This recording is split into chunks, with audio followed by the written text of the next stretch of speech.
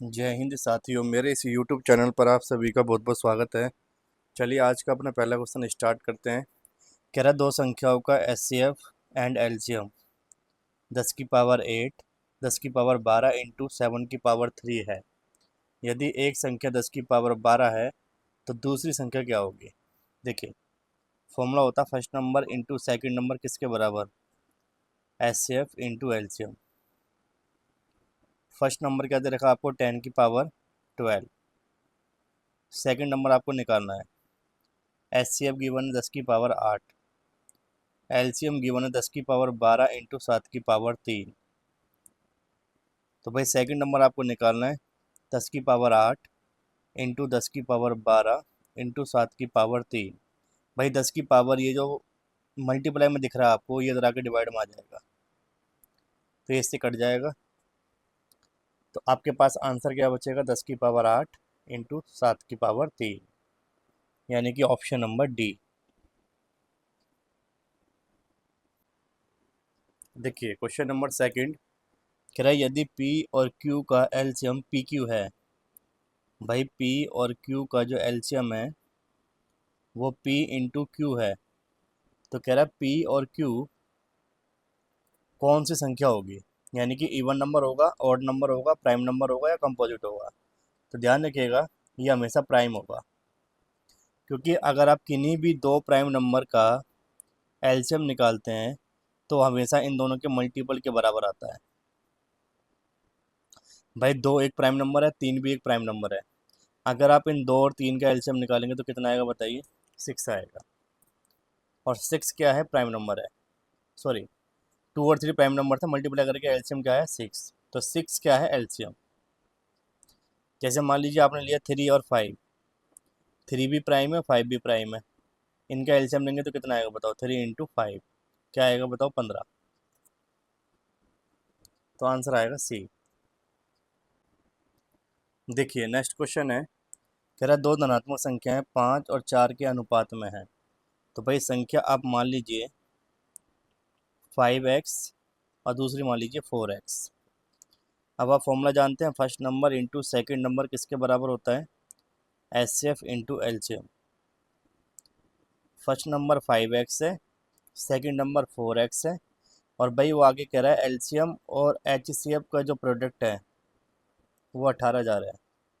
तो भाई इन दोनों की मल्टीप्लाई करके दे रखा है आपको 18,000। तो कह रहा है दोनों संख्याओं का योग बताइए। तो देखिए जब आप इन दोनों की मल्टीप्लाई करेंगे तो 5 चौक 20 एक्स स्क्वायर हो जाएगा ये। तो भाई 0 से 0 कट गया, 2 से कटेगा, नो टाइम, 900 आ गया ये।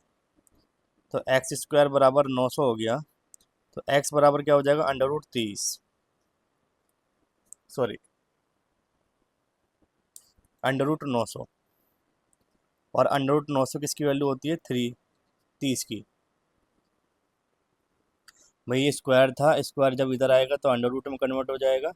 तो अंडर रूट 900 जो है वो किसका हो गया, 30 का। तो आपसे कह रहा है संख्याओं का योग बताइए। तो भाई पहली संख्या आपने क्या मानी थी, 5x, दूसरी मानी थी 4x। दोनों को जोड़ेंगे तो 9x आएगा। अब 9 इंटू एक्स की वैल्यू क्या पुट कर देंगे, 30। तो आंसर क्या आ जाएगा, 270, ऑप्शन नंबर ए। देखिए क्वेश्चन नंबर 4, कह रहा है a का क्यूब प्लस b का क्यूब a की पावर 4 माइनस b की पावर 4, इसका आपको एलसीएम बताना है। तो देखिए भाई a का क्यूब प्लस b का क्यूब, इसका एक फॉर्मूला होता है a plus B A square minus A B plus B square. Clear. अगर आप a की पावर 4 माइनस b की पावर 4 को सॉल्व करते हैं तो भाई आप इसको लिख सकते हो a का स्क्वायर फिर बाहर स्क्वायर माइनस b की पावर 2 की पावर 2। तो भाई ये पैटर्न बन जाएगा आपका A square minus B square is equal to क्या होता है, ए प्लस बी पर ए माइनस बी। तो भाई यहाँ पर अगर आप देखोगे ए का स्क्वायर की पावर 2 माइनस बी के स्क्वायर की पावर 2, इट मीन्स ए की वैल्यू क्या है बताओ, ए स्क्वायर, और बी की वैल्यू क्या है, बी स्क्वायर। तो भाई यहाँ पर बनेगा एक बार ए स्क्वायर प्लस बी स्क्वायर, एक बार बनेगा ए स्क्वायर माइनस बी स्क्वायर। तो आप यहाँ पर पुट कर सकते हो A square plus B square और एक बार ए स्क्वायर माइनस बी स्क्वायर। भाई यहाँ पर देखेंगे आप ए स्क्वायर प्लस बी स्क्वायर, इसको तो मैंने ऐसे कॉपी कर दिया। ये देखो फिर से फॉर्मूला बन गया, ए स्क्वायर माइनस बी स्क्वायर किसका फॉर्मूला होता है, ए प्लस बी और ए माइनस बी। क्लियर। आप कॉमन चेक करो कॉमन क्या आ रहा है। तो भाई ए का क्यूब प्लस बी का क्यूब में कॉमन क्या आ रहा है, ए प्लस बी, और ए की पावर 4 माइनस बी की पावर 4 में कॉमन क्या आ रहा है, ए प्लस बी। तो भाई जो कॉमन आ रहा है उसको कॉपी कर लो आप पहले, ए प्लस बी, एलसीएम निकालने के लिए। कॉमन चेक कर लिया। अब कुछ भी कॉमन नहीं है इसमें। तो जब कुछ भी कॉमन नहीं है तो देखो एलसीएम में क्या होता है कि जो कॉमन है वो तो आता ही आता है और जो कॉमन नहीं है वो भी आता है। तो पहले हमने कॉमन कॉपी कर दिया ए प्लस बी।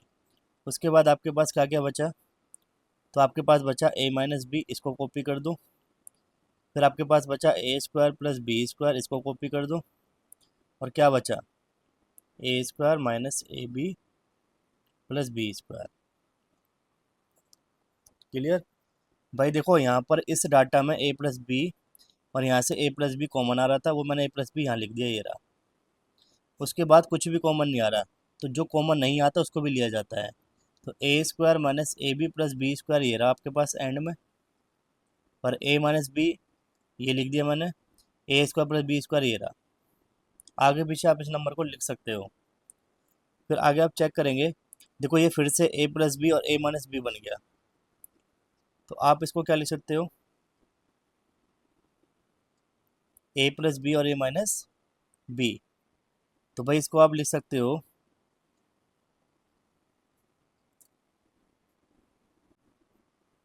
ए माइनस बी पहले, ए प्लस बी बाद में, और आप इसके साथ लिख सकते हो A square minus A B plus B square. और क्या बचा, A square plus B square.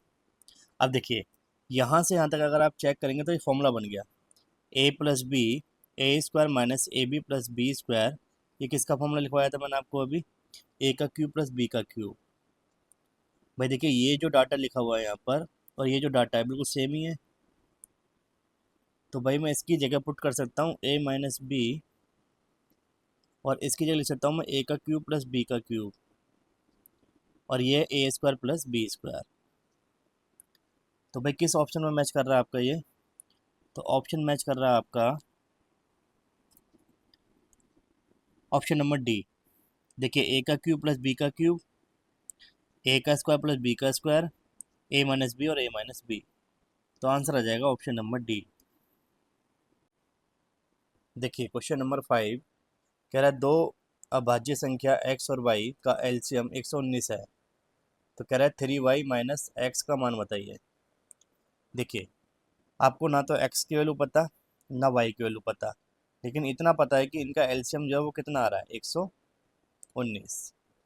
तो आप एक काम कीजिए, 119 के फैक्टर कीजिए, तो ये नंबर 7 से कट जाएगा, 7 एकम 7 और 7 7 49, 17 से कट जाएगा 1 टाइम। इट मीन्स 119 के फैक्टर क्या बने, 7 इंटू 17।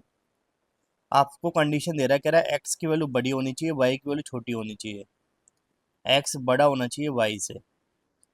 इसका मतलब ये है कि आपको 17 माननी पड़ेगी एक्स की वैल्यू और 7 माननी पड़ेगी वाई की वैल्यू। तो भाई आपके पास एक्स की वैल्यू कितनी आ गई, 17, वाई की वैल्यू आ गई 7। इसका अगर आपने एलसीएम निकाला होगा तो क्या आया होगा, 119। फिर वो आपसे कह रहा है 3y माइनस एक्स की वैल्यू बताइए। तो भाई आपके पास y की वैल्यू कितनी है, 7, एक्स की वैल्यू 17। तो देखिए 7 या 21, 21 में 17 माइनस कर दो तो ये कितना बचेगा, 4। तो आंसर आएगा ऑप्शन नंबर सी। देखिए क्वेश्चन नंबर 6 कह रहा है वह छोटी से छोटी वर्ग संख्या ज्ञात करें जो 4, 5, 6, 15 और 18 से पूरी तरीके से भाग हो जाए। तो आप ध्यान रखिएगा इस क्वेश्चन में क्या निकालना है आपको, परफेक्ट स्क्वायर। और भाई परफेक्ट स्क्वायर का मतलब होता है कि ऐसा डाटा जो रूट से बाहर आ जाए। जैसे √16 लिखा मैंने, तो बताओ क्या आ जाएगा बाहर 4। √25 लिखा तो बाहर क्या आ जाएगा बताओ 5। तो भाई आप पहले एलसीएम लीजिए 4 का, 5 का, 6 का, 15 का, 18 का। तो 2 दूनी 4, ये 5, 2 तिया 6 और 2 से 15 टाइम, 2 से 9 टाइम, 2 एकम 2, फिर 3 से डिवाइड करेंगे, 3 एकम 3, 3 एकम 3, 3 पंजे 15 और 3 तिया 9। 5 से डिवाइड करेंगे 1 टाइम, 1 टाइम, 1 टाइम 3, और 3 से डिवाइड करेंगे तो ये कंप्लीट डिवाइड हो जाएगा। अब देखिए यहाँ पर 2 इंटू 2 इंटू 3 इंटू 5 इंटू क्या बना डाटा 3। अब देखिए जो पेयर बनना है ना पेयर, वो तो अपने आप में परफेक्ट स्क्वायर है। जैसे 2 इंटू 2, 3 इंटू 3। देखो यहाँ पर अगर 5 के साथ एक 5 और होता तो ये कंप्लीट डाटा परफेक्ट स्क्वायर बन जाता। अगर यहाँ पर 5 की कमी है तो भाई आप अपनी तरफ से एक 5 लगा सकते हो। क्यों? क्योंकि हमें परफेक्ट स्क्वायर बनाना है इसलिए। तो अब देखो कंप्लीट ये नंबर परफेक्ट स्क्वायर बन गया। अब इन सब की मल्टीप्लाई कर दो।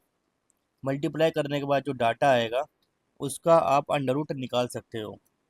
जैसे देखो 2 दूनी 4, 4 तिया 12, 12 पंजे 60, 60 तिया 180, 180 की मल्टीप्लाई 5 से करो तो क्या आंसर आ गया 900। Option number D. देखिए क्वेश्चन नंबर 7 कह रहा है 2.50 और 20 रुपये, 1.20, 7.50। इसका आपको क्या निकालना है? सबसे छोटी राशि क्या है? तो सबसे छोटी राशि का मतलब आपको इस क्वेश्चन में क्या निकालना है? एलसीएम। देखिए अगर आपके पास डेसिमल में डाटा आता है और आपको एलसीएम निकालने की कहता है, तो भाई सबसे पहले आप ये देखेंगे कि यहाँ पर डेसिमल के बाद कितने डिजिट हैं, 2। तो भाई यहाँ पर डेसिमल नहीं लगा तो डेसिमल यहाँ लगा लो, और डेसिमल के बाद यहाँ पर भी 2 जीरो बना लो, मतलब 2 डिजिट। अब देखो यहाँ पॉइंट के बाद 2 डिजिट पहले से ही है, और यहाँ भी पॉइंट के बाद 2 डिजिट है। तो अब आप इसका पॉइंट हटाइए, नीचे क्या आएगा 100। इसका पॉइंट हटाएंगे तो नीचे यहाँ पे भी 100 आएगा, सभी में 100 आ जाएगा। इसके बाद अगर आपको एलसीएम निकालना है तो ऊपर वाले नंबर का एलसीएम, नीचे वाले नंबर का एचसीएफ। मतलब 250 और 2000 और 120 और 750, इसका तो निकलेगा एलसीएम। और 100, 100, 100 और 100, इसका निकलेगा एचसीएफ। तो देखिए एलसीएम की अगर बात करें तो 250, 2000, 120 और 750। इस नंबर को आप 10 से डिवाइड कर सकते हो, 10 से कटेगा 10 दूनी 20, 10 पंजे, फिर 10 से काट सकते हो आप कितने टाइम? 200 टाइम। 10 से कट जाएगा 12 टाइम, और ये कट जाएगा 75 टाइम।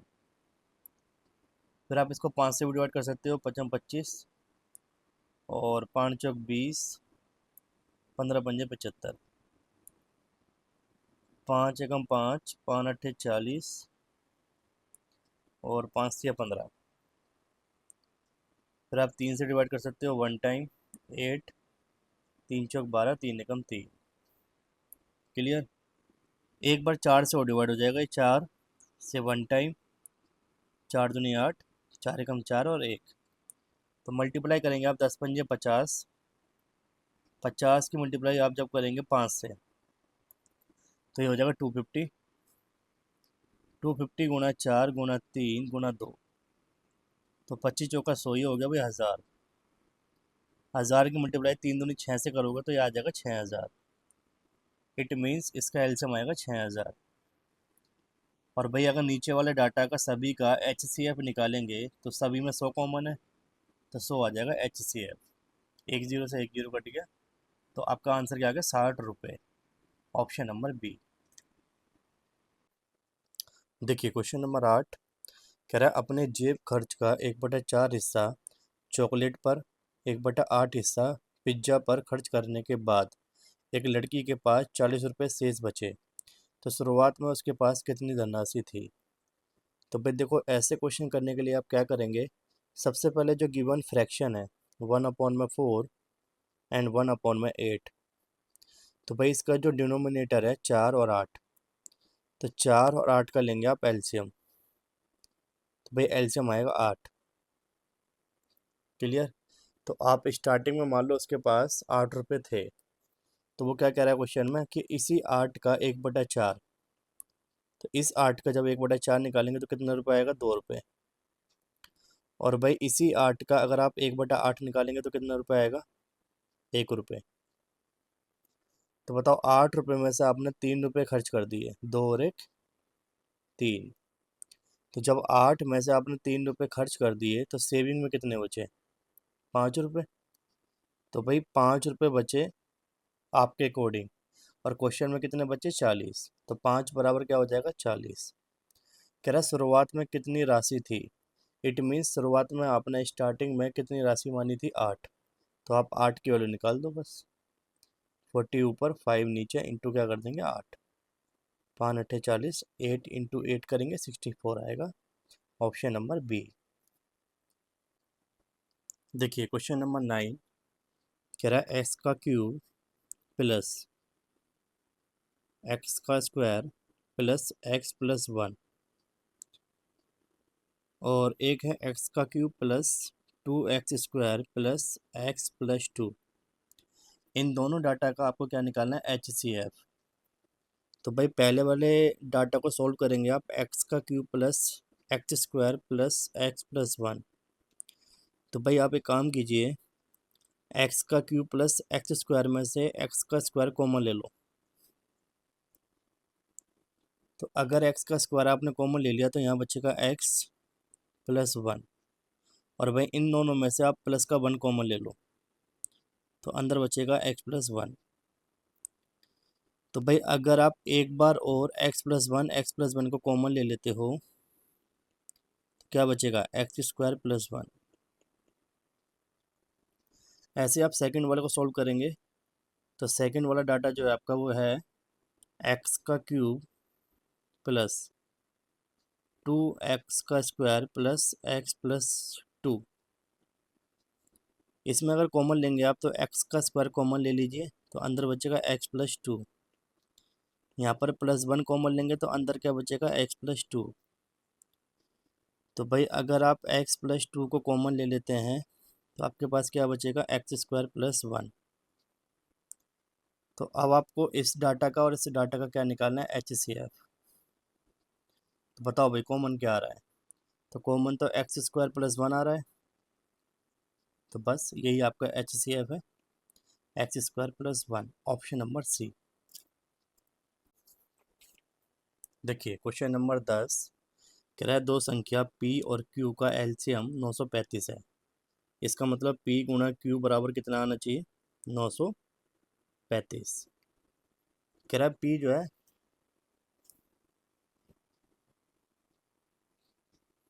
p जो है बड़ा होना चाहिए q से। तो कह रहा है कि p तथा q में से q का अंकों का अधिकतम योग ज्ञात करें। तो देखिए सबसे पहले आपने एक काम कीजिए, 935 का फैक्टर कीजिए। तो भाई 5 से कट जाएगा, 5 एकम 5, 5 अट्ठे 40 और 5 सत्ते 35। फिर आप 11 से काट सकते हैं, 11 एकम 11, 11 सत्ते 77, और 17 से डिवाइड करो, 17 एकम 17। तो भाई इसके फैक्टर क्या है, 5 गुणा 11 गुणा 17। अब बताओ p और q की वैल्यू क्या क्या पॉसिबल हो सकती है। तो देखिए यहाँ पर कंडीशन ध्यान रखिएगा, p की वैल्यू बड़ी होनी चाहिए। तो अगर आप p को एक बार क्या मान लेते हैं, 55, तो बताओ q कितना बचेगा, 17 बचेगा। भाई अगर मैं 11 गुणा 5 कर दूँ तो 11 पंजे 55, गुणा 17 कर दिया। अच्छा देखो ऐसे भी तो पॉसिबल है कि 11 गुणा 17 कर दो आप, तो 11 गुणा 17 करेंगे आप तो आपके पास आएगा 187। तो बचा क्या, 5, तो यहाँ आ जाएगा 5। अच्छा ऐसे भी पॉसिबल है, 17 पंजे 85, और इंटू में क्या है जी 11। ठीक है। तो ये 3 पेयर आपके पॉसिबल है। तो आपसे उसने क्या पूछा, कह रहा है क्यू के अंकों का अधिकतम योग ज्ञात करें। तो बताओ क्यू के अंक में अधिकतम अंक क्या दिख रहा है, 17। भाई 5 तो छोटा है, 11 भी छोटा है, तो 17 सबसे बड़ा है क्यू का जो मान है। अब कह रहा है इसके अंकों का योग बताओ, यानी कि 1 + 7 कितना आ गया, 8। यही आपका आंसर है, ऑप्शन नंबर ए।